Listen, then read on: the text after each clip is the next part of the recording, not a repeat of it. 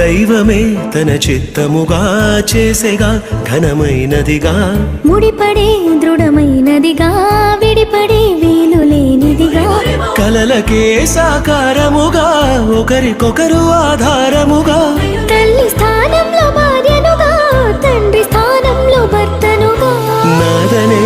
స్వార్థము విడగా మనదనే బంధము జతగా ప్రతిదినం తీగెలు లతగా అల్లుకుపోయే చందముగా